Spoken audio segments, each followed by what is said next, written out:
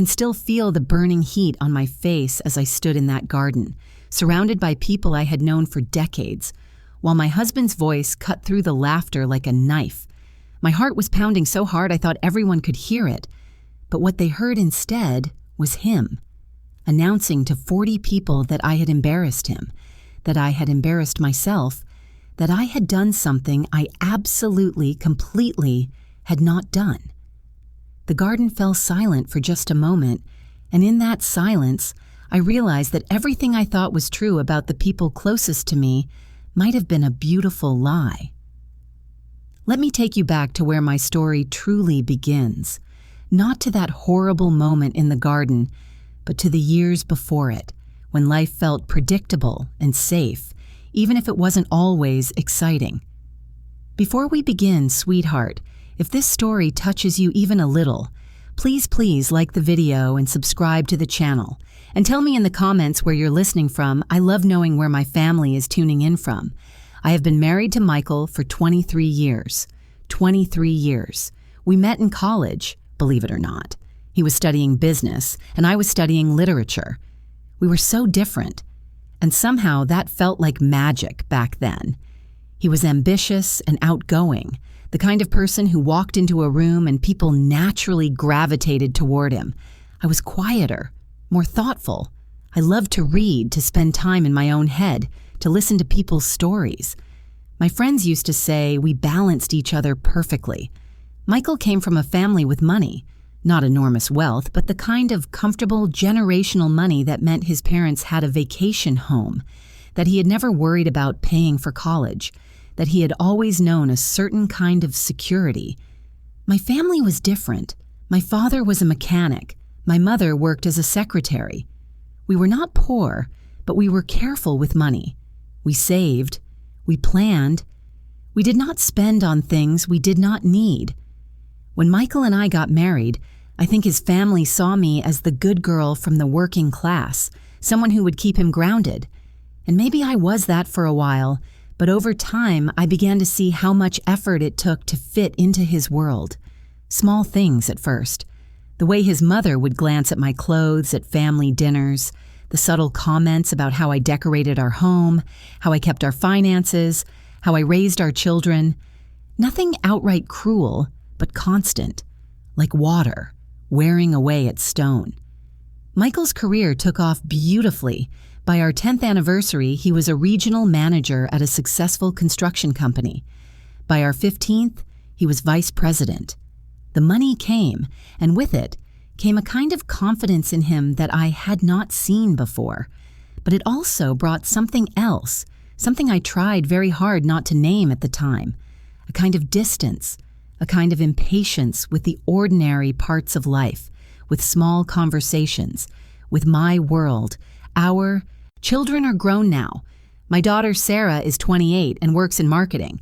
My son James is 26 and just started his own consulting firm. They are good people, both of them. They have kind hearts. But there is something I should tell you about my family dynamic that matters to this story. Michael has been with his girlfriend Tara for about 3 years now, or rather, let me be more precise. Michael has been emotionally entangled with his girlfriend Tara for 3 years while remaining married to me. I found out about her 2 years ago, and instead of the confrontation I should have had, I retreated. I told myself I was being mature. I told myself that at our age, at this stage of life, divorce seemed complicated and expensive and humiliating. I told myself many things to avoid facing the truth. What I should have told myself was that I was afraid. Tara is younger than Michael, maybe 42 or 43. She is beautiful in that polished, gym-focused way. She works in his office. She has red hair that she wears in an expensive cut, and she dresses in a way that makes it very clear she spends money on herself. When I learned about the relationship, the first thing I felt was not anger, but a sort of embarrassed confusion. Had I become so invisible that my husband could simply add another life alongside ours? Had I failed so completely that this felt inevitable? Michael and I have not divorced. We maintain a kind of cold peace. We share a home, but we rarely share a bed anymore. We attend family events together. We maintain the appearance of being a couple to the outside world because, honestly, I was not ready to be defined by my husband's infidelity. I was not ready for the questions, the judgment, the conversations with relatives. I was not ready to be pitied. So we lived like actors in a play, and the play worked well enough until the day it did not. The garden party was at the home of Michael's business partner, Roger, and his wife, Catherine. They live in that kind of neighborhood where the houses are set back from the road, surrounded by trees and manicured lawns. The party was to celebrate some business achievement that I had not paid close enough attention to when Michael mentioned it. These events were becoming more frequent, and I had begun to see them as obligations rather than celebrations. I had dressed carefully that day.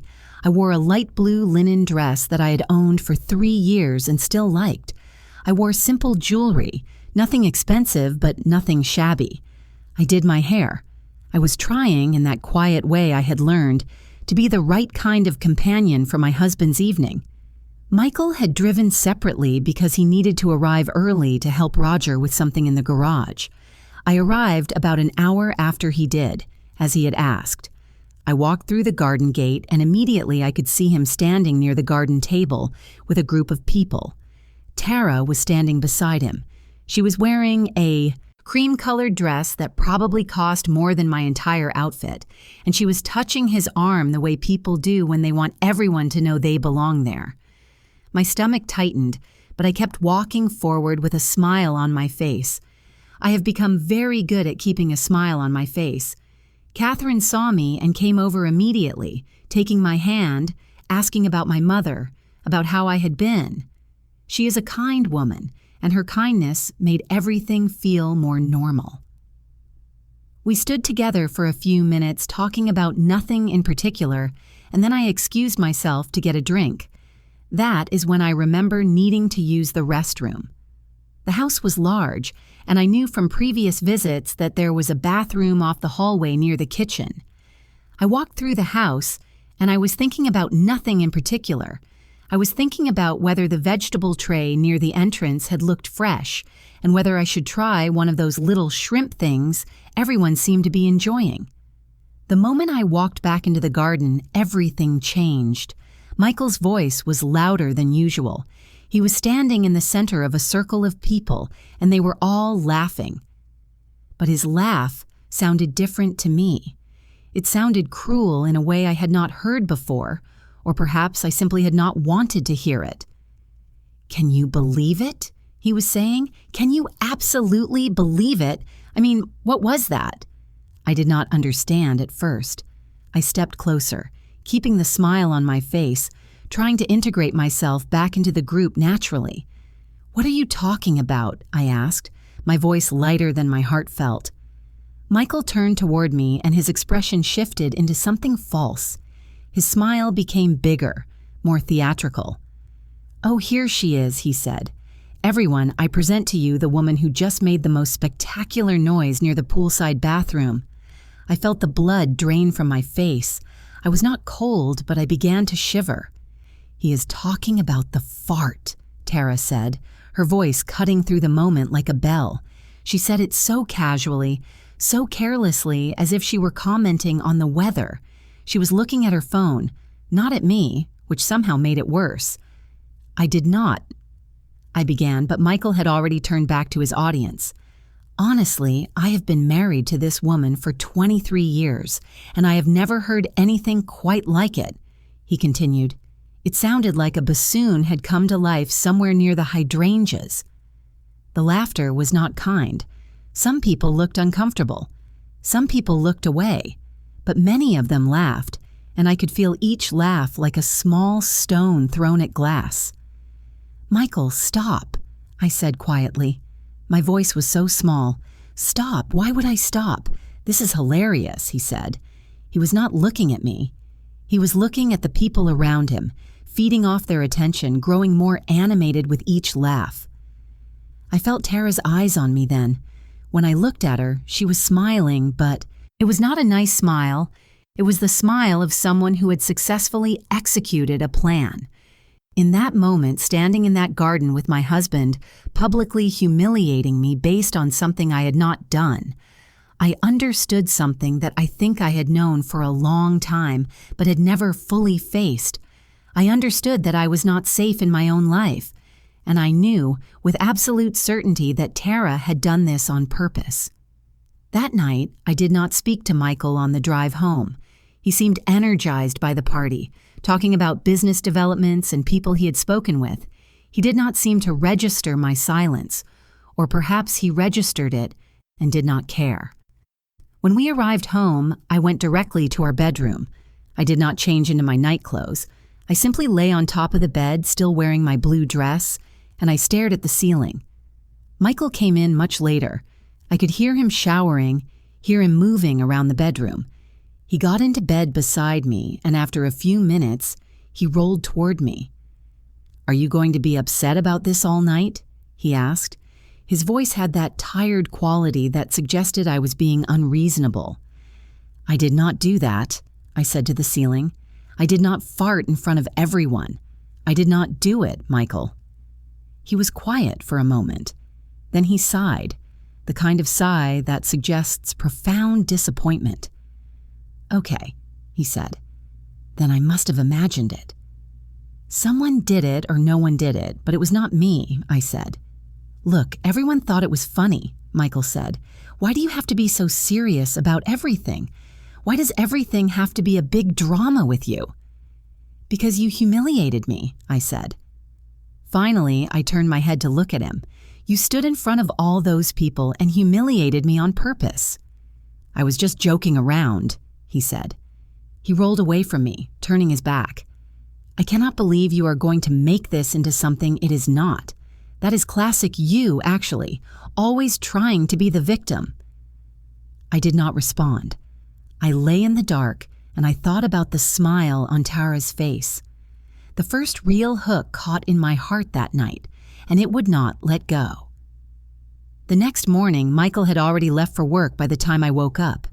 I sat in the kitchen with my coffee, and I tried to think through what had happened. The rational part of me kept saying that I should simply ask him directly if Tara had played some kind of prank. But another part of me, a part that had been growing stronger over the past 2 years, was afraid of how he would respond. If I accused Tara, he would defend her. He would minimize my concerns. He would make me feel paranoid and jealous and unreasonable. I had seen him do this dance 100 times with his business associates, with his family. He had a way of making you feel like your perceptions were slightly off, like you were missing some crucial piece of information that would make everything make sense. Instead, I did something I had never done before. I called my daughter. Sarah answered on the 3rd ring. I could hear her office in the background, the sound of a workplace with energy and purpose. "Hi, Mom," she said. "Is everything okay?" I told her about the party. I told her every detail, and I tried to tell it in a way that did not sound hysterical or bitter. I simply laid out the facts. Sarah listened without interrupting. When I finished, she was quiet for a moment. "Mom," she said slowly, "I need to tell you something. James and I have been talking about this for a while now, and we were not sure if we should say anything, but I think you need to know." My heart rate changed. I could feel it speeding up in my chest. "What?" I asked. "Tara has been leaving these strange voicemails for Dad.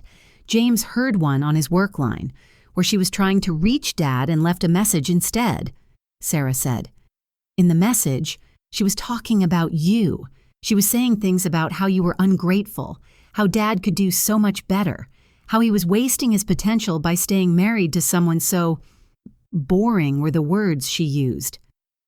I felt something in my chest that was not quite pain, but something adjacent to it. "Did your father listen to these messages?" I asked. "I do not know, Mom," Sarah said. "But what I do know is that she is dangerous. She is not just having an affair with your husband, she is actively working to turn him against you." "I know," I said. And I did know. I had known this, even if I had not articulated it clearly until that moment. "Are you going to do something?" Sarah asked. "I do not know," I answered honestly. After we hung up, I sat at the kitchen table for a long time. The coffee had gone cold in my cup. I looked around at the home I had maintained for decades, the kitchen that I had updated 5 years ago, the way I had wanted it, the way I liked it. The photograph of Michael and me from 20 years ago standing on a beach, looking so happy and so young and so certain that life would continue exactly as it was. Over the next few weeks, I became a kind of detective in my own life. I began to pay attention in ways I had trained myself not to. I noticed that Michael received calls from Tara, and when I entered the room, he would tell her he would call her back. I noticed that he had begun to work later hours, and when I asked him where he had been, he would answer with a vagueness that felt deliberate. I noticed that my name came up in conversations between him and his colleagues, less and less. It was as if I was slowly being erased from his narrative. But the worst part was the small comments that began to appear, like cracks in a windshield that spread when exposed to cold. "Did you actually gain weight this month?" he asked one morning, completely unprompted. "Your friend Catherine mentioned that her kitchen renovation cost less than half what ours did. I wonder if we overpaid," he said another day. "I do not think that shade of hair, color is really doing you any favors," he offered when I had just returned from the salon. Each comment was small enough to dismiss on its own, but together they formed a pattern. They formed a narrative. They formed a landscape where I was gradually becoming inadequate. I began to spend more time in my own bedroom. I told myself I was reading, which I was. I have always loved to read, but the truth is that I was also hiding. I was hiding from the feeling of being unwanted in my own home. One day, I was in the hallway when I heard Michael on the phone. He did not know I was there. I heard him talking, and I heard my name. "No, listen. She is not going to be a problem," he was saying. His voice had that smooth quality that meant he was working to convince someone of something. "I have already set the groundwork. She is barely aware of what is happening around her. By the time she figures it out, it will be too late." I pressed my back against the wall. My hands had gone numb. "What do you mean, too late?" the voice on the other end said. I recognized the voice. It was Roger, his business partner. "I mean the paperwork," Michael said. "The transfer is being processed next month. The house is already in motion to be transferred to the company in a way that will protect the assets in case of any complications." I did not stay to hear more. I walked away, and I felt as though I was walking away from my own life. I realized in that moment that this was not just about humiliation or infidelity. This was about something far more calculated, far more deliberate. This was about the dismantling of my security, piece by piece, while I stood and watched. I did something that night that I had never done before. I called a lawyer. Her name was Patricia, and she came recommended by a friend of mine who had gone through a divorce many years ago. I sat in her office, which was warm and professional, and had pictures of children and grandchildren on the desk, and I told her what I suspected. Patricia listened to me carefully. She had gray hair pulled back into a neat bun, and she had the kind of presence that made me believe she had heard stories like mine many times before. "Have you looked at your financial records?" she asked when I had finished. "Not in detail," I admitted. "Michael handles most of our finances. He says it is easier that way. He says I would only worry about it." Patricia's expression did not change, but I saw something pass through her eyes. "I would like you to do something," she said. "I would like you to gather all the financial documents you can find in your home. Bank statements, credit card statements, mortgage documents, investment accounts, property deeds, everything.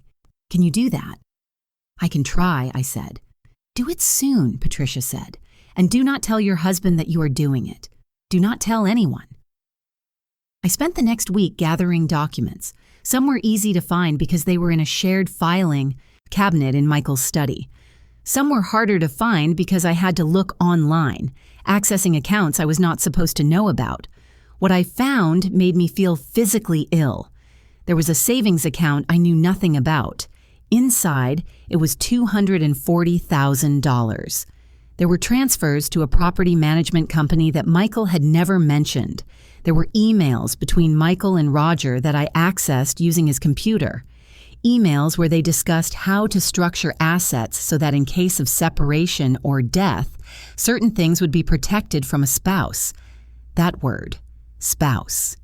Me. I photographed everything with my phone.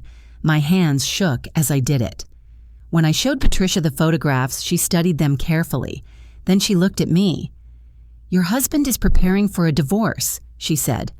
"Or rather, he is preparing to divorce you in a way that protects his assets. He has been doing this systematically, and he has probably been planning it for longer than you realize." "What about the humiliation at the garden party?" I asked. My voice sounded strange to my own ears. It sounded very far away. "I think the humiliation was a test," Patricia said. "I think he was testing to see how you would react, if you would accept it quietly, if you would get angry, if you would confide in people. I think he was watching to see what kind of opponent you would be." I left Patricia's office with a new folder of documents. She had made copies of everything I had brought, and she had given me her recommendation for what to do next. "You need to separate your finances," she said. "You need to open an account in your name only. You need to gather documentation of all marital assets. You need to do this quietly and quickly. And you need to understand that when you file, when you tell him you know what he has been doing, his response will not be kind." "I know," I said. But I did not really know. I could not fully anticipate the response of someone I had been married to for 23 years. Someone whose moods and needs I had spent decades learning to navigate. That night, I did not confront Michael. I did not cry. I did not scream. Instead, I did something much more strategic. I opened a bank account online. I set it up to receive a small portion of my monthly household allowance. Michael had always given me money for household expenses, and I had never questioned it. He had never questioned it either. $500 went into this new account the first week, then $1,000. I was careful not to take so much that it would be noticed. I also called Sarah. "I need your help," I said when she answered. "Anything," she said. "Just tell me." I told her about the documents. I told her about the conversation I had overheard. I told her what Patricia had said. "Oh, Mom," Sarah said, and I heard the catch in her voice that meant she was trying not to cry. "I'm so sorry.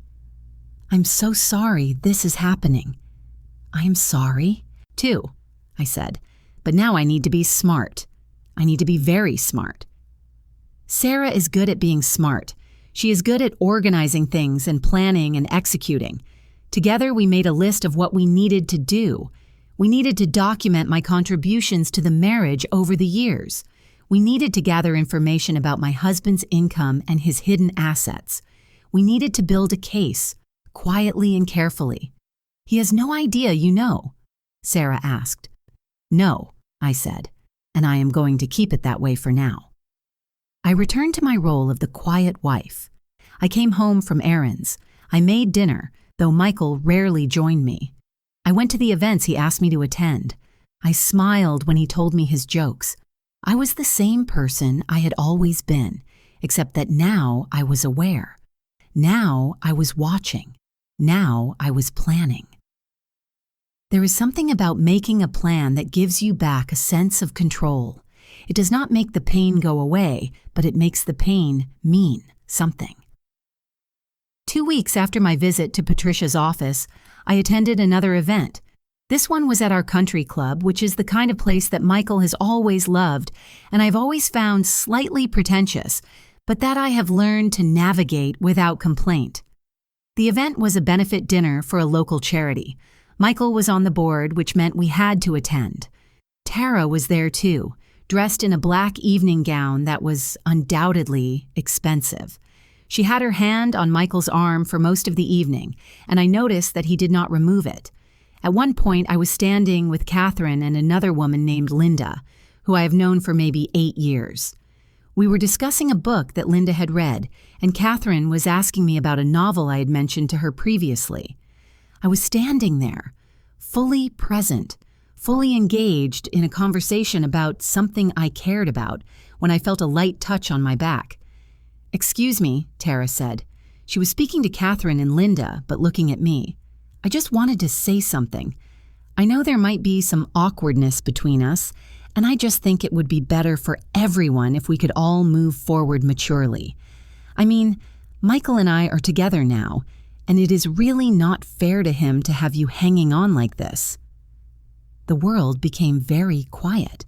Or perhaps I became very quiet inside the world. "Excuse me?" I said. "I just think," Tara continued, "that a woman in your position, in your stage of life, needs to think about what is best for everyone. Michael has so much potential, and I think you have always held him back. So I am saying this as kindly as I can. Let him go." I looked at her. I really looked at her. And I understood something in that moment. She was not afraid. She did not believe that I would take any action that would threaten her position. She believed that I was too old, too tired, too resigned to life. She believed that I was the kind of woman who would simply accept being replaced. "You know." "What?" I said quietly. "You are right. I do think it is time to move forward. I am so glad you brought this up." Tara looked satisfied, as if I had just conceded defeat. What she did not know was that I had already met with my lawyer. What she did not know was that Sarah and I had already documented everything. What she did not know was that the very next week I would be filing for a legal separation that would freeze all of Michael's assets. What she did not know was that my plan was already in motion. "Actually," I continued, my voice still quiet and polite, "I think moving forward is exactly what I am going to do. I am so grateful that you motivated me to take action. That was very kind of you." I excused myself from the conversation and walked to the bathroom, where I locked the door and called Patricia. "It is time," I said. "Are you sure?" Patricia asked. "I am sure," I said. "I am completely sure." The documents were filed on a Tuesday morning. I was not at home when Michael received the notification. I was at Sarah's office, sitting in a chair near her desk, trying to breathe normally. Michael called me at 11:47 a.m. I let it ring twice before I answered. "What have you done?" he said. His voice was very low and very controlled, which was somehow more frightening than if he had screamed. "I have done what I should have done a long time ago," I said calmly. "You have no idea what you have just done," he said. "You have no idea the consequences of this action." "Actually, I have a very clear idea," I said. "Patricia explained them all to me." I heard him take a sharp breath. He knew what this meant. He knew that I had consulted a lawyer. He knew that his plan had been disrupted. "If you think you are going to take half of everything I have worked for," he began, "I think I am going to take what I am legally entitled to," I said. "And I think the bank accounts you hid, the properties you put in corporate names, the transfers you made to Roger will all be very interesting for the court to examine." He did not respond immediately. When he did, his voice had changed. It was no longer controlled. It was angry, and beneath the anger, I heard something else. I heard fear. "You are making a mistake," he said. "Maybe," I replied, "but it is my mistake to make. You chose to make this about money and power and humiliation. I am simply choosing to no longer participate in that game." "Do not come home," he said. "I will come home when I am ready," I said, "and I will bring the police if you prevent me from entering my own home." He hung up. I sat in Sarah's office, and I let out a breath that I felt like I had been holding for months. The next few weeks were complicated. There was rage, and there were lawyers, and there were documents and accusations. There were moments when I doubted myself, when I wondered if I had made a terrible mistake.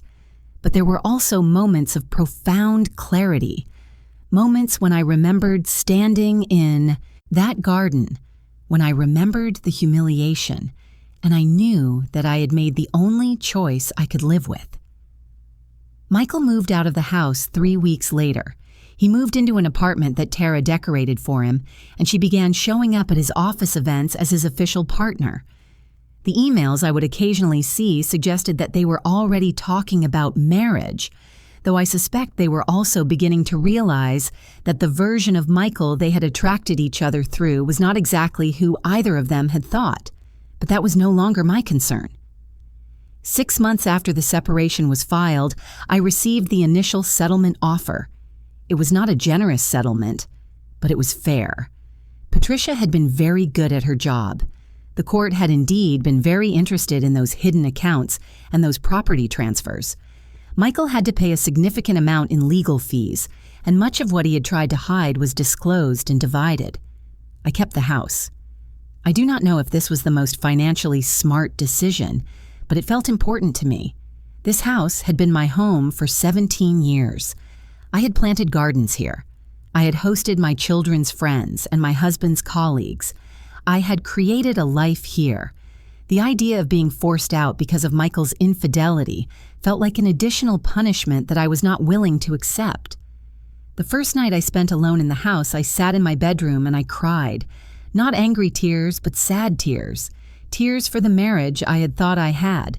Tears for the years I had spent trying to be the right kind of wife for a man who had decided, somewhere along the way, that no version of me would ever be right enough.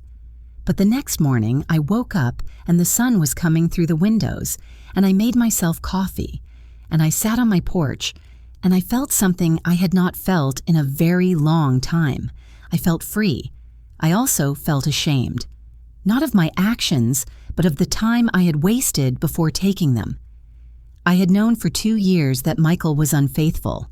I had known deep in my heart that I was not wanted in my own marriage.